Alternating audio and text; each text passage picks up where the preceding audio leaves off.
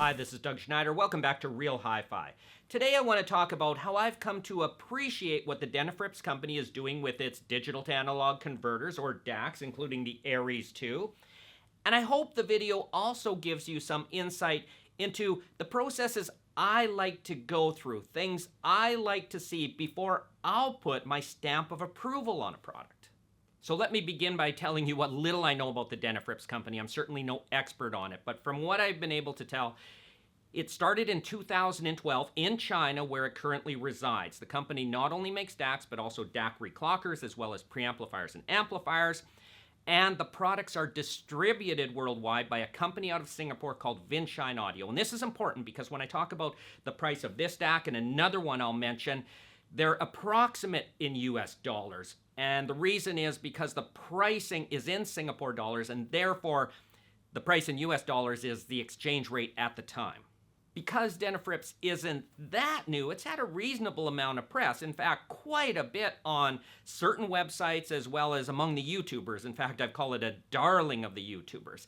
But what I've found lacking for many years on the coverage is that nobody had the technical ability to literally put it in the lab and assess it on an objective level to say, does it not only sound the way it does it perform technically at a high or even world-class standard? As a result, our goal at SoundStage earlier this year was to not only get the Denafrips products in and used and listened to, but also put into our lab, objectively measured thoroughly to see, are these products performing to a high technical standard?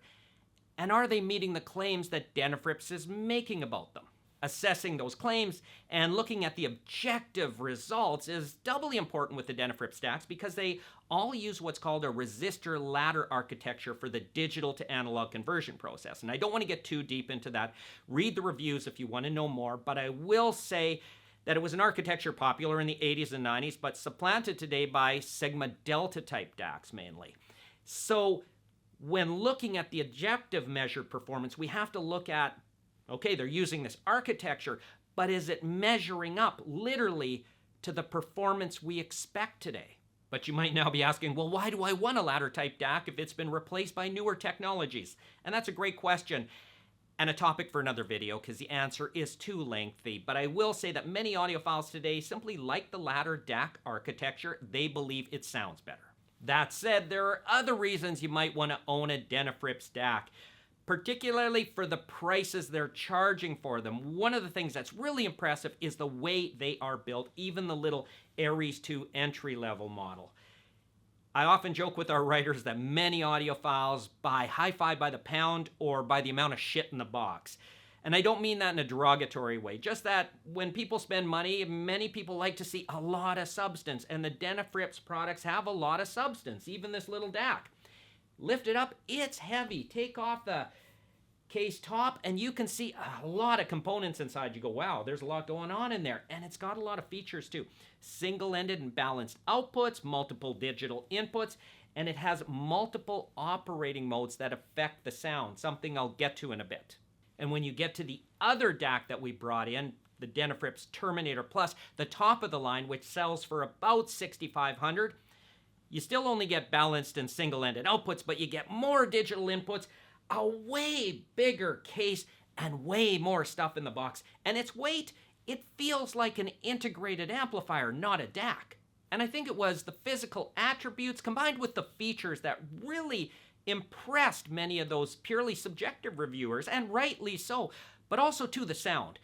You listen to these DACs, and I encourage you to read Mark Phillips's review of the Aries 2 on SoundStage Access. It was published in August, and also Evan McCosham's review of the Terminator-Plus on SoundStage Hi-Fi in September. They're hard to fault.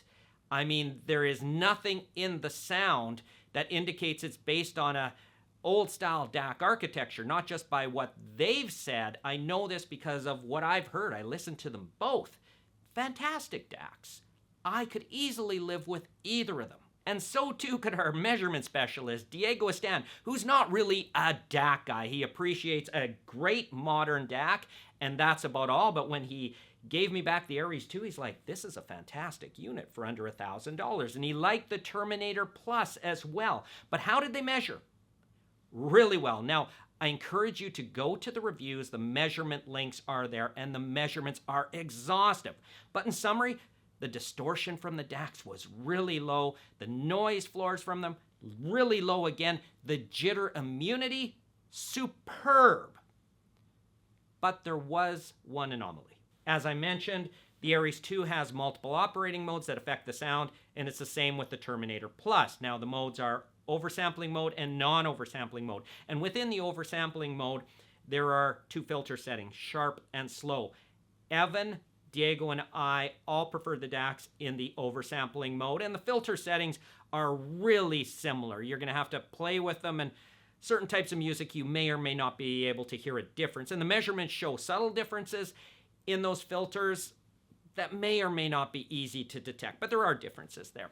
The non-oversampling mode is where the controversy comes in.